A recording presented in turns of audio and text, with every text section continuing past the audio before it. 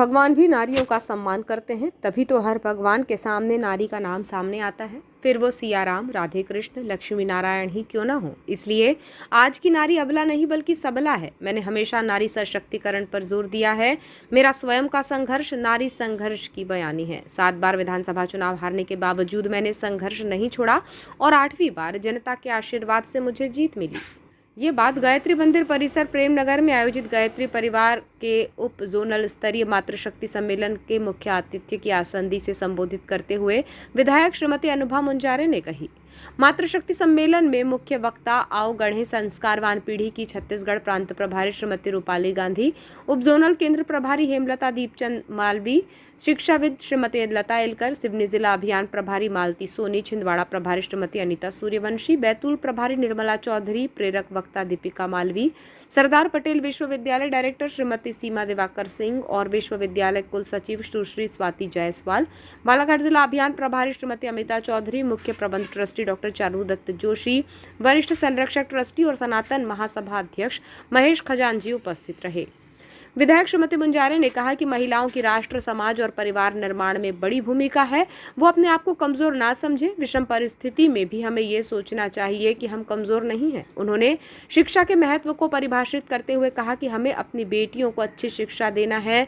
शिक्षा से हमें कठिन परिस्थिति का सामना करने की हिम्मत मिलती है और हमें अपने लक्ष्य को प्राप्त करने का हौसला मिलता है।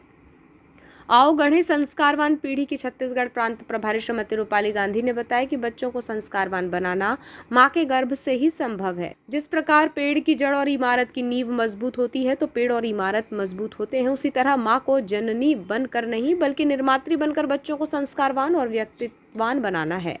परम पूज्य गुरुदेव ने कहा कि मनुष्य में देवत्व का उदय, धरती में स्वर्ग का अवतरण किया जा सकता है, जिसके लिए हम यदि विचार बदलेंगे तो युग बदलेगा। विचार से ही व्यक्ति, परिवार और देश बनता है, जिसको लेकर गुरुदेव ने 3200 साहित्य लिखे हैं। इन साहित्यों का उद्देश्य है कि विचारों को पढ़ा जाए, जिससे जीवन परिवर्तित होगा और ये युग परिवर्तन की आधारशिला बनेगा।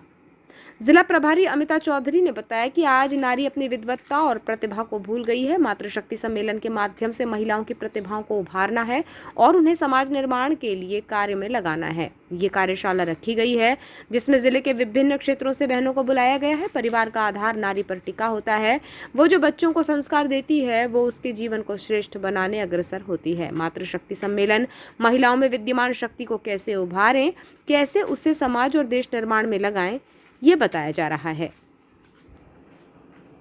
पिताजी हो चाहे मेरी बुआ लोग हो, दादाजी हो, सारे सब सरकारी नौकरी वाले थे, सब अच्छी पोस्ट पे थे। तो हमको बचपन से हम बेटों के साथ साथ यही शिक्षा दी जाती थी कि बेटा खूब पढ़ना है, खूब आगे बढ़ना है, इसलिए अच्छी शिक्षा अर्जित करना है। तो एक माहौल मिला और उस दौर में आज से लगभग 35-36 साल पहले मैंने इकोनॉमिक्स में एमए किया, प्रथम श्रेणी में रानी दुर्गावती विश्वविद्यालय जबलपुर, और फिर बीएड भी किया। ध्यान में रखना है कि हम राष्ट्र निर्माण में, देश के निर्माण में, अपने समाज के निर्माण में, अपने परिवार के निर्माण में अपनी बहुत बड़ी भूमिका निभा रहे हैं और कभी भी अपने आप को कमजोर नहीं